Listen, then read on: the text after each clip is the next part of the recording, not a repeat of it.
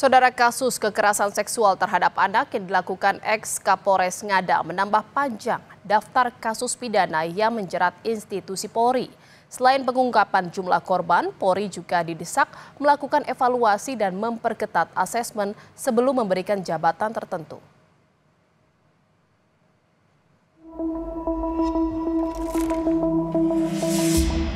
Pasca Kapolres Ngada AKBP Fajar Widyadharma Lukman resmi jadi tersangka kasus kekerasan seksual terhadap anak, pertanyaan yang muncul kini, apakah jumlah korban aksi bejat sang polisi hanya berhenti di 3 orang? Ketua Lembaga Perlindungan Anak NTT Veronica Atta menilai korban berpotensi bertambah.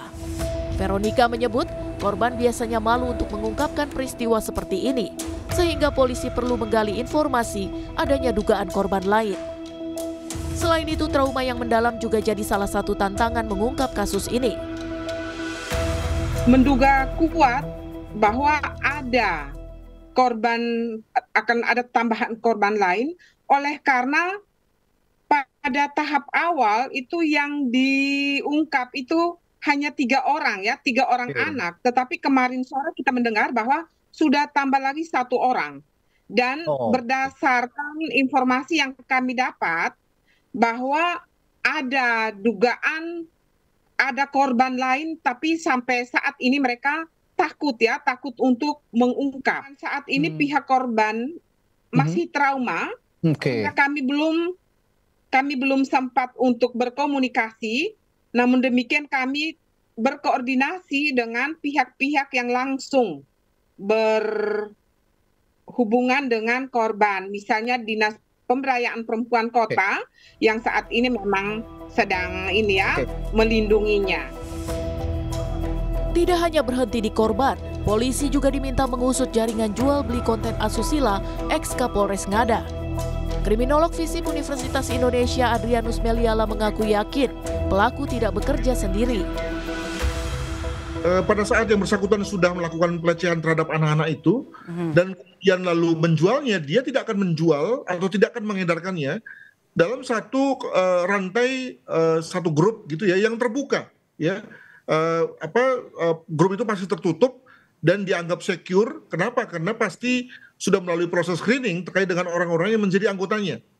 Tentu saja dalam hal ini tidak melalui grup seperti grup WA gitu ya yang praktis bisa dibobol dan bisa diinfiltrasi orang gitu ya, tapi melalui aplikasi yang lain yang kita kenal sebagai cukup ampuh ya untuk menahan adanya orang yang tiba-tiba menjadi anggota dan kemudian ngintip serta mendengar ya percakapan apa yang kemudian terjadi. Maka tentu dalam hal ini pihak penyidik itu tidak boleh berpretensi hanya dialah yang terlibat, hanya dialah yang menjadi pelaku satu-satunya. Jadi Anda percaya ini ada jaringannya ya? Pasti. Jadi kalau kita bicara mengenai kelompok predator dari luar negeri yang mencari mangsa di Indonesia misalnya, maka dia mencari mangsa Indonesia tapi dia menjualnya ke tempat lain. Sementara itu, pengamat kepolisian dari Institute for Security and Strategic Studies atau ISES, Bambang Rukminto, menyebut kasus pidana yang dilakukan aparat harusnya bisa dideteksi sejak awal. Kasus pidana yang melibatkan polisi tidak serta-merta hanya diputuskan lewat hukuman pidana. Evaluasi secara menyeluruh di tubuh Polri perlu dilakukan. Artinya tidak hanya proses punishment saja ya bagi mereka yang melakukan pelanggaran.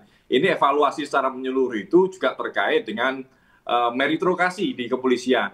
Harus ada assessment lebih dulu terkait rekam jejak atau riwayat personil yang akan ditempatkan dalam sebuah jabatan yang sangat penting dan vital di kepolisian. Saya melihat selama ini meritokrasi itu tidak berjalan dengan baik. Maka celah-celah itu dimanfaatkan mereka yang memiliki ambisi-ambisi yang menjauh dari nilai-nilai yang tadi saya sampaikan terkait melindungi, mengayomi itu, tetapi digantikan dengan pragmatisme sempit untuk kepentingan pribadi atau kepentingan kelompok. Kapolres Ngada AKBP Fajar Widyadharma Lukman ditetapkan sebagai tersangka atas kasus asusila. Dari hasil pemeriksaan, AKBP Fajar diduga melakukan pelecehan seksual kepada 3 orang anak di bawah umur dan 1 orang usia dewasa. Selain sejumlah bukti yang diperoleh, 16 saksi telah diperiksa oleh penyidik Propam. Tim Liputan, Kompas TV. Saudara, apakah ex-Kapolres Ngada bekerja sendiri atau terlibat dalam jaringan jual beli konten asusila? Kita akan bergabung dengan jurnalis Kompas TV Claudia Carla dan juru kamera Jadivan Prapta di Mabes Polri Jakarta. Selamat siang, Carla. Carla, banyak pihak yang menyebut ada potensi penambahan jumlah korban kejahatan seksual ex-Kapolres Ngada. Lalu artinya ini tidak berhenti hanya di 3 korban saja. Lalu bagaimana polisi bisa mengungkap jaringannya?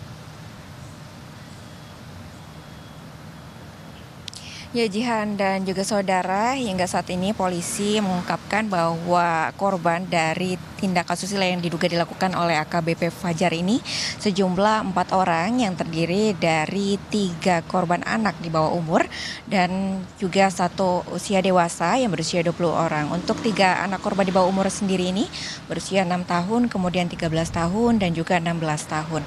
Kemudian apabila ditanyakan apakah ada korban lainnya selain 4 korban yang telah teridentifikasi, maka inilah yang kemudian menjadi sorotan dari sejumlah pihak.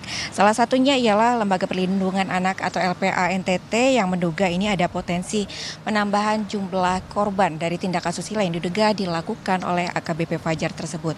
Karena melihat dari proses penyelidikan awal yang awalnya korban ini sejumlah 3 orang, kemudian dengan seiring perkembangannya proses penyelidikan ini korban bertambah 1 orang, kemudian jumlah korban menjadi total 4 orang.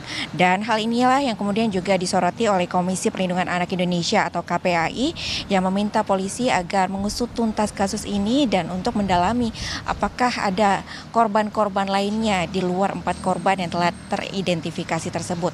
Dengan tujuan agar kemudian korban-korban lainnya ini dapat mendapatkan akses pemulihan terkait dengan trauma-trauma yang mungkin didapatkannya ketika mendapatkan tindakan asusila tersebut. Namun yang perlu kita garis bawahi memang terkait dengan tindakan asusila ini selalu tidak mudah, khususnya bagi korban itu sendiri untuk kemudian memiliki keberanian untuk dapat melaporkan dirinya adalah korban dari tindak asusila. Inilah yang kemudian harus menjadi concern semua pihak agar kemudian dapat mendukung dari korban tersebut itu sendiri untuk kemudian potensi korban ini dapat memberanikan dirinya untuk kemudian juga melaporkan dirinya bahwa dirinya adalah korban dari tindak asusila tersebut. Tentunya di luar dari pihak polisi yang juga harus melakukan pengembangan terkait dengan potensi-potensi dari korban yang kemudian berpotensi untuk ada lagi selain dengan 4 korban yang telah teridentifikasi tersebut. Dan terkait dengan hal ini juga banyak pihak menuntut agar polisi kemudian telah melakukan proses penyelidikan, namun juga untuk melakukan penyelidikan lebih lanjut dan juga untuk mengetahui dan melakukan proses pendalaman ini secara serius, transparan dan juga profesional dengan mengedepankan hak-hak anak yang kemudian juga menjadi korban tersebut, karena seperti yang tadi sudah saya gambarkan mungkin ini sangat tidak mudah khususnya bagi korban itu sendiri dan juga bagi pihak keluarga korban.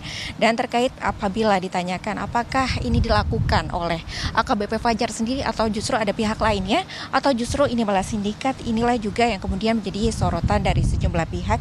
Salah satunya ialah dari Lembaga Perlindungan Anak LPA NTT yang juga menduga bahwa ini tidak mungkin dilakukan oleh 1 orang saja, mengingat ini secara peristiwanya tersebut AKBP Fajar ini tidak hanya melakukan tindakan asusila tapi juga merekam dan kemudian menjual rekaman tersebut kepada salah satu situs yang ada di Australia. Jika mendengar kata menjual ini maka yang kita ingat ataupun yang tidak jauh dengan kata menjual ini berarti akan ada motif ekonomi di baliknya. Nah, inilah kemudian yang menjadi dugaan bahwa hal ini tidak dilakukan oleh 1 orang saja. Ini juga yang dikatakan oleh kriminolog FISIP UI, yaitu Adrianus Meliala, yang yakin bahwa pelaku ini tidak bekerja sendiri karena ini tidak mungkin diedarkan dalam 1 grup saja. Ia juga mengungkapkan bahwa ini kemungkinan ada motif ekonomi di baliknya, apakah kemudian ada pihak-pihak yang menampung video tersebut ataupun menjadi penyalur video tersebut dan menjadi perantara ke Australia. Nah, inilah yang kemudian masih didalami oleh pihak polisi. Dan juga Adrianus ini menduga kemungkinan lainnya ini ada komunitas yang kemudian memiliki kesamaan preferensi begitu ya. Kemudian untuk saling mungkin bertukar foto ataupun video tersebut. Kemudian dan ini berarti ada jaringan di baliknya, inilah yang kemudian menjadi PR bagi polisi untuk segera diungkapkan. Dan terkait dengan hal ini, AKBP Fajar sendiri memang sudah ditetapkan sebagai tersangka atas dugaan asusila tersebut. Dan kemudian tidak hanya tindak pidananya yang akan diusut, namun juga tindak kode etiknya juga akan diusut karena telah terbukti melanggar kode etik dari anggota polisi. Dan juga nantinya untuk sidang etik ini sendiri akan dilakukan pada tanggal 17 Maret 2025. Demikian, kembali ke studio. Terima kasih atas laporan Anda jurnalis Kompas TV Claudia Carla dari Mabes Polri Jakarta.